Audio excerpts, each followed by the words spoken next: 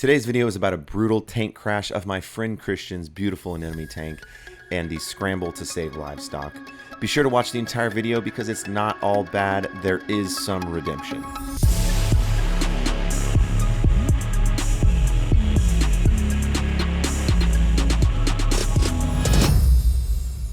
Welcome back to IC Live. My name's Mark.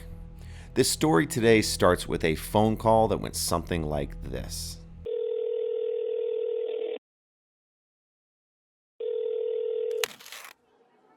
Mark, motherfucker, answer me. What's up? You sound panicked. It's crashing. The bubbly beauties are melting. The what now? The bubbly beauties. Bubbly beauties. Is that some new porn category? No, my bubble tip. They are slimy. Oh, alright. Sorry. What's going on? Dumb as my anemones. Mark. Focus. pH, salinity, temperature, nitrate, phosphate, nitrite, ammonia, calcium, magnesium. Why are you just naming nutrients? They are all perfect, but my beauties are still melting. Have you done anything new or changed anything with the tank? Their bubble booties are bursting. Shrimp is coming out. What? The bubble beauties. Your bubbly beauties. So are you trying to say that your bubble tip anemones are spitting out shrimp? Or, I can't even say my other thoughts. Enough, Mark. My bubbly beauties look like they have ghostly goo all over them. What? LOL, I just can't. I'm coming over.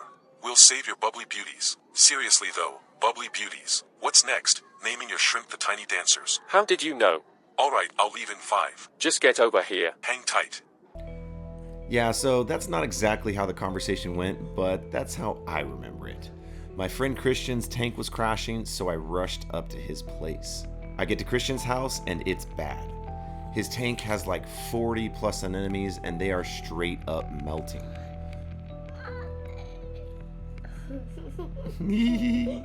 A few moments later. So how was the parameters? Parameters: 0 nitrites, 0 ammonia, 0 nitrates. Straight melting. Dude, melting. All right, we're gonna start getting them out. Those parameters are definitely going to change in an hour, but yeah. Look at the. Well, that one just fell off the wall and is currently sitting upside down. I mean, the one that's clearly like the worst, at least out of the one in here right now, is this one that's just deteriorating, falling apart in the middle. And it's right next to the, I mean, seriously, it's insane. The Black Widow looks like it's completely unaffected. So it's usually 4 or 5 times bigger than that. Let's put it like this. When all those nems are open, you literally cannot see any structure in there. Wow. I hope, yeah, hopefully you have some videos or some pictures of that. I do. But yeah, all right, let's get cranking.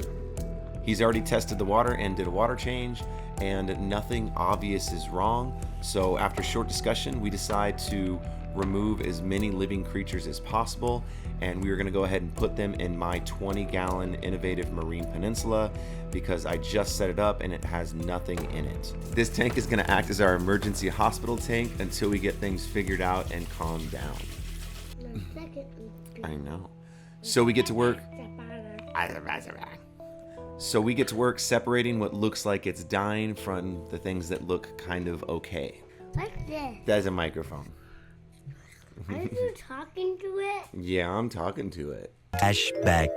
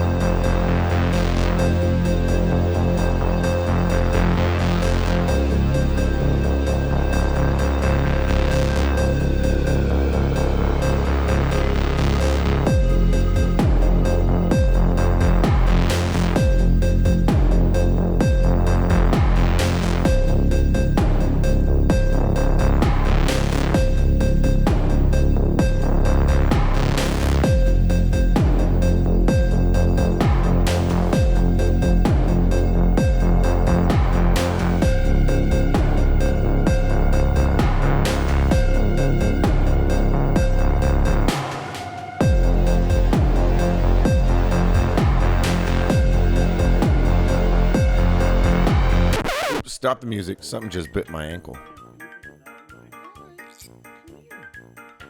Well, look what we have here. This appears to be one of those rare species of the escaped land seal. Are you sure you put the dog away, dude? You sure? Yeah, I don't think you put the dog away because I got a little dog right here in my hand. Back up, back up, back up. You don't want to get close.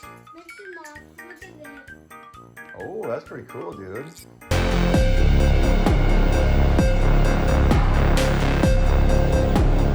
20 NIMs in here that are just gone.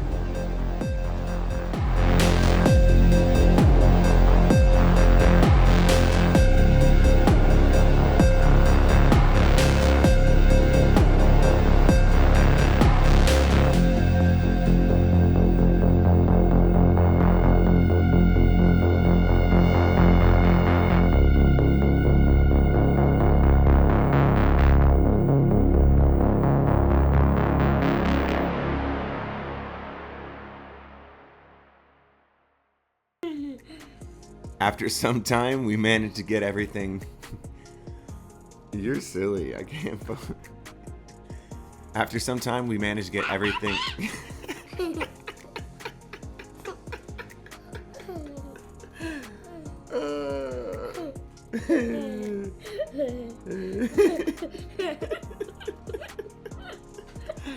Oh man.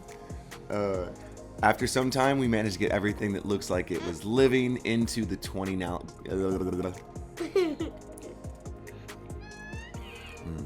After some time, we managed to get everything that looks like it was living into the 20-gallon peninsula. Some things look like they're okay, and some things are still not gonna make it.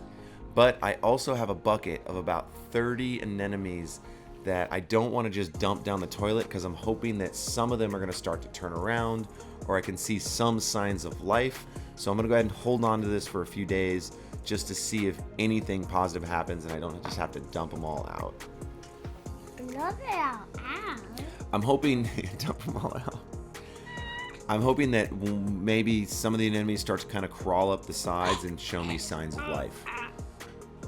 So now it's just kind of a waiting game to see what makes it and what doesn't.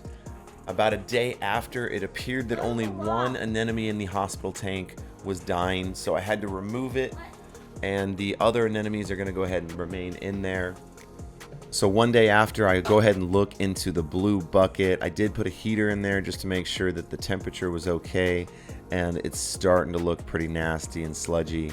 So I don't think that anything else is going to actually make it out of here. And unfortunately, this just stinky sludge mess is going to go ahead and go down the toilet. All right, it appears that the remaining livestock. Hi, Jet. What you got? Yeah, you're being a silly head. You're being a silly head. We did actually leave some livestock in the actual tank.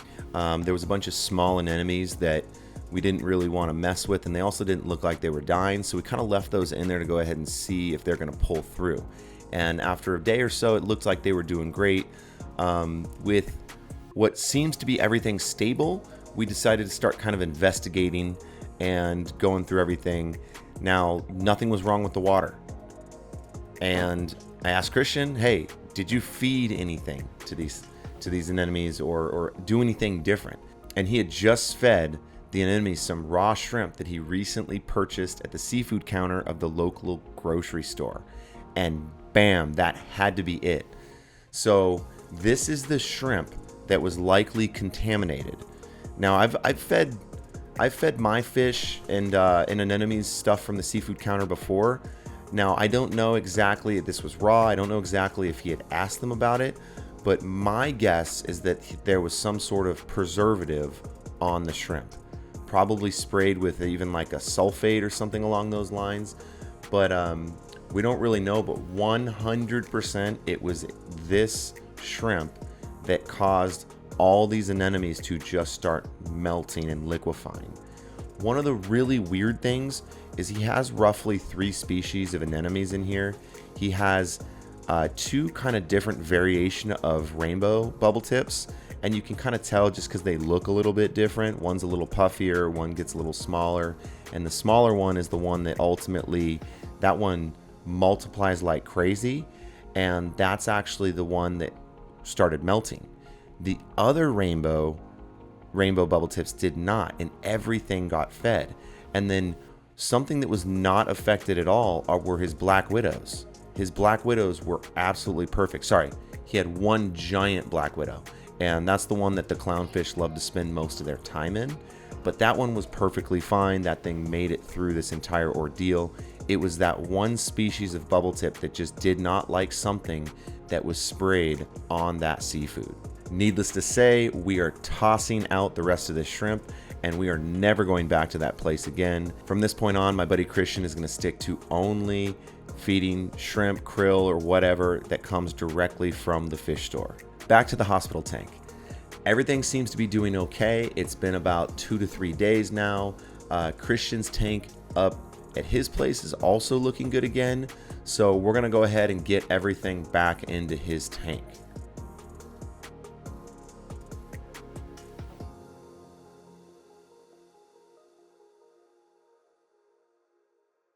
"72 hours later."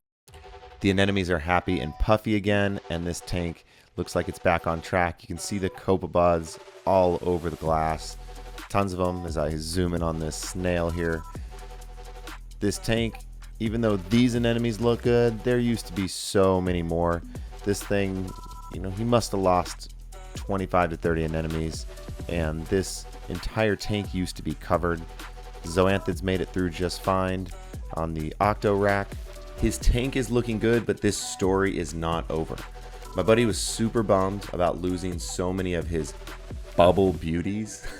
Bubble beauties. The bubbly beauties. Let's not refer to him as that. That's terrible. And honestly, his setup really sucks. So I actually purchased him a brand new Red Sea Max Nano Gen 2 Peninsula. And he has no idea that this tank is going to be his. I told him that I purchased it. He thinks it's going in my house. So I hit him up. He helped me unbox it. He also helped to build the stand, all while thinking that this was my new tank and not knowing that this is his new tank. So I'm going to spend the next few weeks totally tricking this thing out, and then I'm going to go ahead and sneak it into his house. I'm going to have his wife send him out to run some errands while I kind of go up there, and we actually know exactly where it's going to go. But this is all for another video. If you want to see how this Red Sea turns out, and if you want to see Christian's reaction, don't forget to like and subscribe. Thank you so much for watching, and I will see you live in the next video. Hi, Jet Jet.